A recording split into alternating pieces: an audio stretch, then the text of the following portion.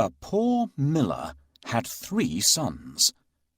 When he died, all that he left behind was a mill, a donkey, and a cat.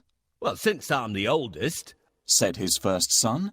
"I'll take the mill." The second son quickly added, "And I'm next. I'll take the donkey." They looked at their younger brother, Marquis. "How lucky you are! You shall have the cat." The brothers said, and laughed out aloud.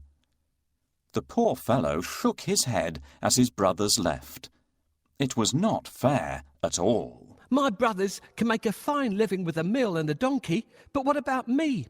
I'm stuck with Puss," said Marquis, wringing his hands in despair. Puss had been listening. He stretched and yawned loudly.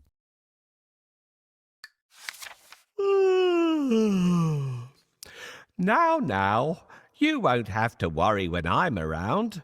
All I need is a bag and a handsome pair of boots, and I'll be able to take care of us both." "Sure you will," thought Marquis. But to be fair, he had seen Puss use many tricks to catch mice and rats. If nothing else, they wouldn't go hungry. "Our father left us some property in his will.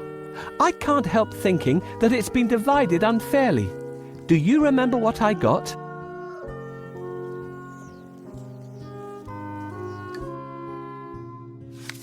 Soon the cat was given his own pair of boots and the new bag that he had asked for. The boots fitted him perfectly, and he looked very smart. Puss packed a juicy cabbage and some bran in the bag, and slung it around his neck. He polished his whiskers and set out. Puss headed straight to a spot where there were plenty of rabbits. He had a great plan in mind. Puss opened the bag wide and hid behind a tree. Soon a rabbit came hopping by. He saw the cabbage and leapt straight into the bag. Whoosh! As quick as the wind, Puss grabbed the bag and tied it closed with a piece of string. With the rabbit in his bag, Puss walked straight over to the king's palace. He bowed low and presented him with the rabbit.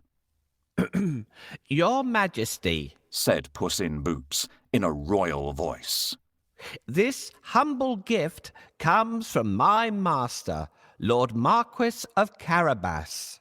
This was a fancy name that Puss had chosen for his master. "What a thoughtful gift," said the king, who loved roasted rabbit. The next time, Puss managed to catch a brace of partridges and took them once again to the king. "This is wonderful. Tell your master I'm very pleased," said the king, who loved partridge stew even more.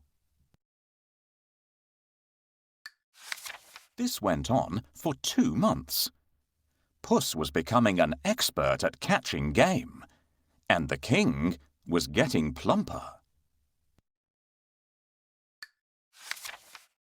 "First, I need a bait for the rabbit. What do you think rabbits love to eat?"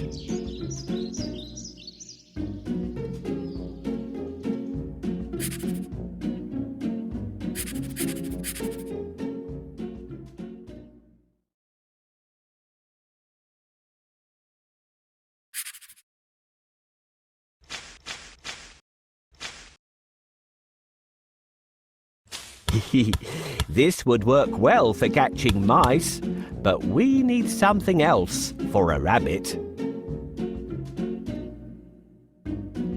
This is exactly what we need. No rabbit can resist the smell of a fresh cabbage. Get ready. When the rabbit comes closer, catch it.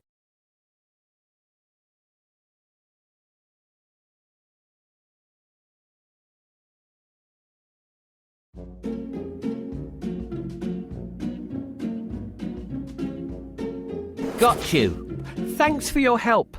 I will take this rabbit to the castle and offer it to the king. Puss knew a lot of things. He was such a clever cat. For instance, he knew just when and where the king would be out riding in his carriage with his daughter.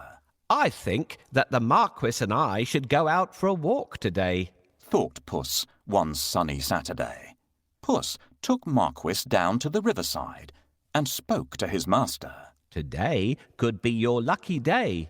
If things go to plan, you'll make a fortune, said Puss. Clip, clop, cling, clang. Puss heard the sound of a carriage approaching. They both looked into the distance. It was the king's carriage. What should I do? Marquis asked, ready to obey. He had grown happier with the food Puss brought in every day. Go and bathe in the river. I'll take care of everything else, said Puss. Is that all? Cried Marquis. He pulled off his clothes and jumped into the river at once. Splash! Quickly, Puss hid his master's clothes behind a rock. Help! My master is drowning!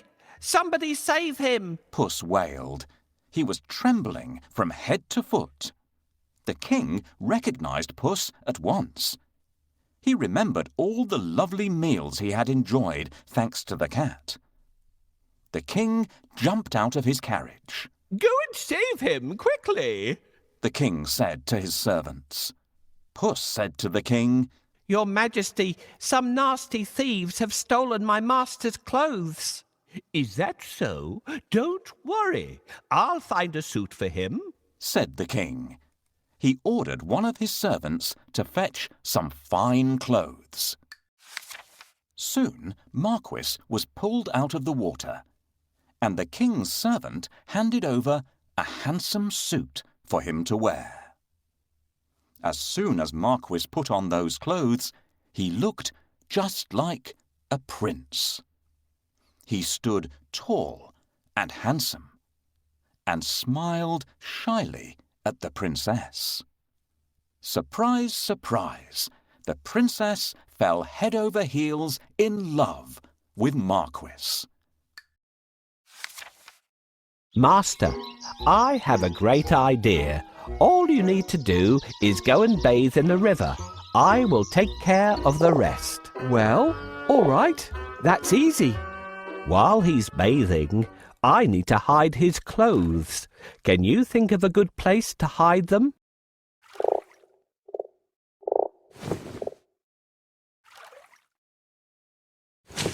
Yes, this is a good place to hide them. The first task is done. We should wait for the king now. Can you see the coach? Your Majesty, please help!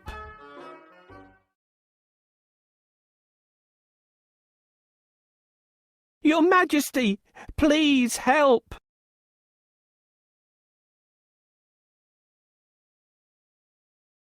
Hurry up!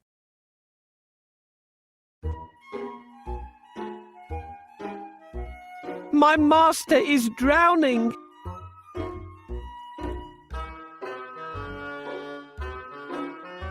Hurry up! Coachman, stop here! Somebody is calling for help! Help! Someone, help me! Your Majesty, I'm Puss in Boots. Do you remember me? My master decided to bathe. He went into a deep place, but unfortunately, he can't swim out of it. Ah, I remember you. It's you who brought me the presents, right? Wait, we'll save your master. Oh, thank you. Please save the Marquis of Carabas.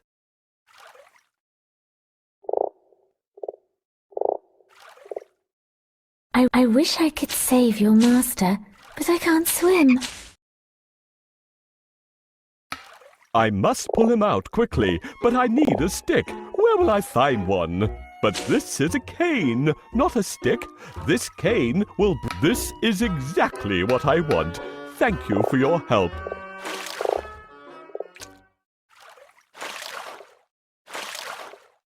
Here you are, dear Marquis of Carabas, safe on land again. Your Majesty, while my master was swimming, his wonderful suit has been stolen. Now he has no clothes to wear. I'll order one of the best suits to be sent from the royal cloakroom for your master. Thank you for your help. How can I pay you back? We would be delighted if you could join us on our journey. What do you say? Oh, of course. My master would be pleased to accompany you. Yes, I'd love to take up your offer and get better acquainted with you and your daughter. Then take a seat and let's go. I'm pleased to meet you, dear Marquis of Carabas.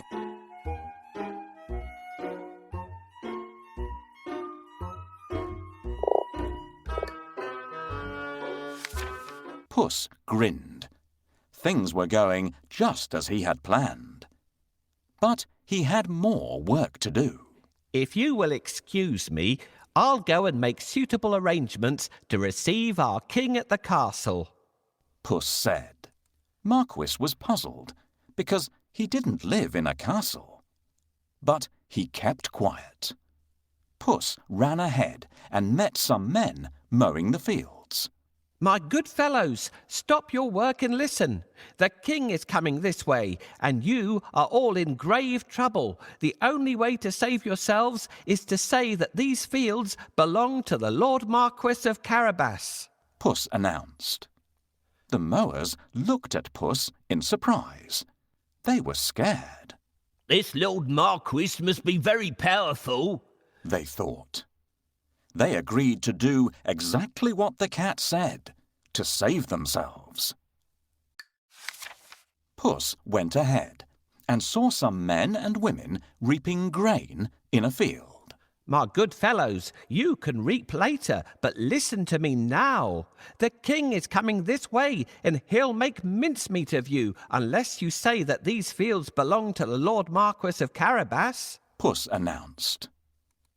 The reapers were very puzzled, but they definitely did not want to become mincemeat.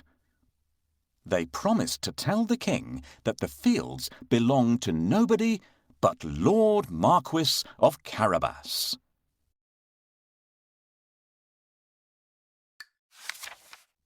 Puss went ahead and warned everybody to tell the king that the land belonged to Lord Marquis.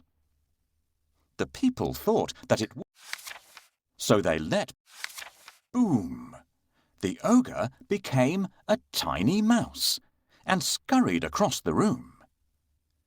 Quick as lightning, Puss pounced on the mouse and ate it in one gulp. Puss. The coach with the king, the princess, and my master will be here soon. I have to wake up the ogre right. Meanwhile, the king travelled. Mark.